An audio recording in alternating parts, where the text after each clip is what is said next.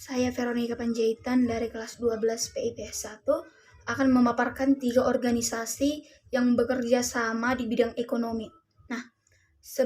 Yang pertama saya akan membahas organisasi APEC. APEC merupakan suatu forum kerjasama atau organisasi yang didirikan pada tahun 1989. Keanggotaannya ini juga terdiri dari 21 negara yang tentunya berada di kawasan Samudra Pasifik. Latar belakang dari organisasi APEC ini merupakan karena adanya kesuksesan ASEAN pada tahun 1980 yang mendorong Perdana Menteri Australia pada saat itu untuk melakukan kerjasama dan juga adanya kebangkitan ekonomi Eropa.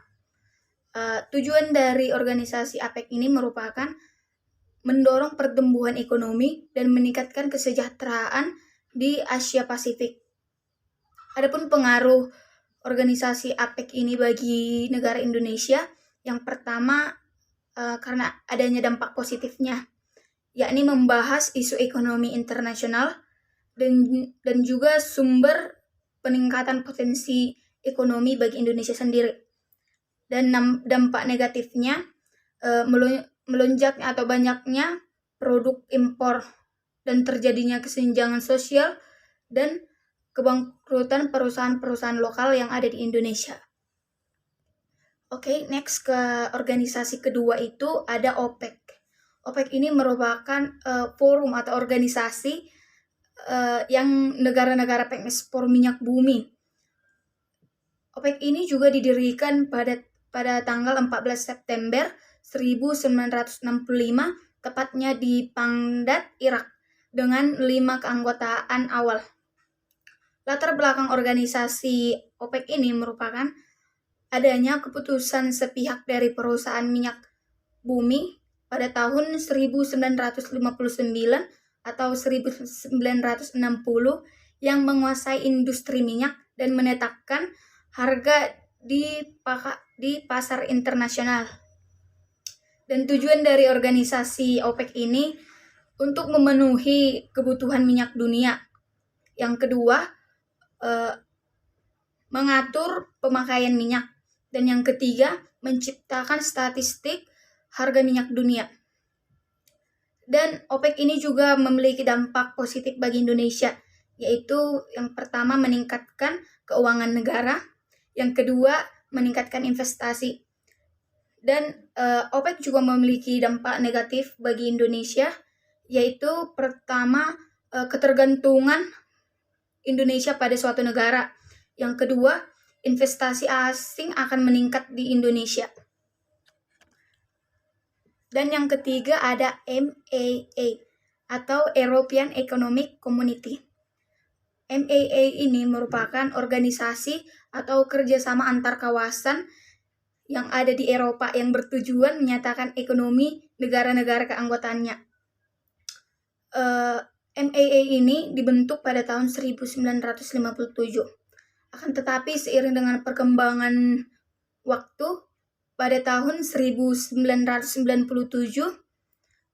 setelah Uni Eropa atau UE dibentuk, MAA disatukan dan berganti nama menjadi Masyarakat Eropa atau EI pada tahun 2009. Negara-negara pendiri MAA ini antara lain, pertama ada Prancis, yang kemudian Belanda, dan yang ketiga ada Belgia, dan keempat ada Italia, dan yang kelima ada Jerman Barat, dan yang keenam ada Luxembourg.